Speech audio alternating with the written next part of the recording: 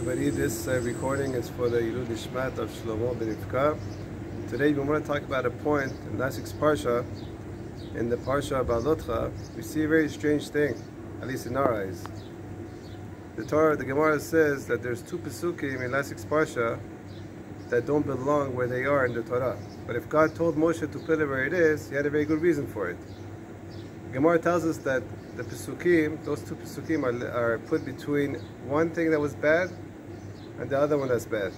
So in the middle, God wanted to put something that's good in order to separate from two things that are bad.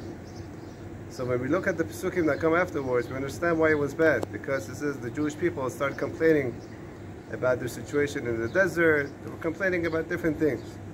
But when we look at before this Pesukim, we don't see anything wrong to the naked eye.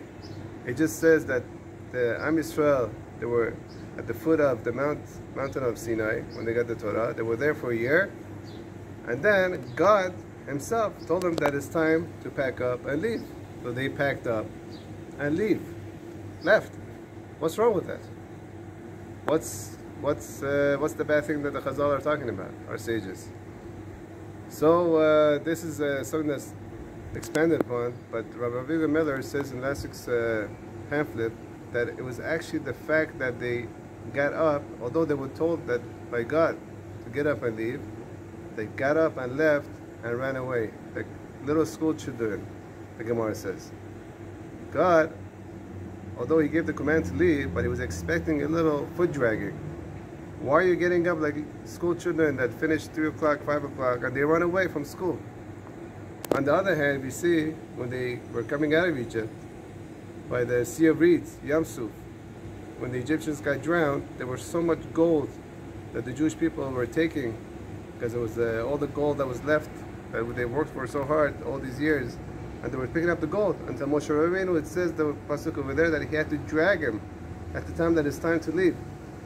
But they dragged their foot over there and they didn't want to leave so fast. So too when it came to spirituality, that was materialism. When it came to spiritual goals, God wanted us also to a little drag our feet, say, God, you know what, can we have another day, another 2 days? We love being here. So too we have to see what are our goals in our life. What do we value more? When it comes to materialism, you know, we buy the best houses, the best cars, and then when it comes to mezuzah, little $5 mezuzah. Where's the foot dragging over here? We have to take the best mezuzah, the best tefillin, to keep the mitzvot, to be a little more dragging our foot before we come out of the synagogue, when we listen to a shiur, what have you. This is the way that we show God that it's hard for us to move away from spirituality. And if God sees us doing this, obviously He's going to give us more brachot, more spirituality, and of course the materialism that comes with that. But first we have to show that we like to drag our foot when it comes to spirituality, not run away. But when it comes to materialism, that's not the goal of life. God gave us everything anyway. B'ezrat Hashem, internalizing this point will make all the difference in our lives for the better. Thanks.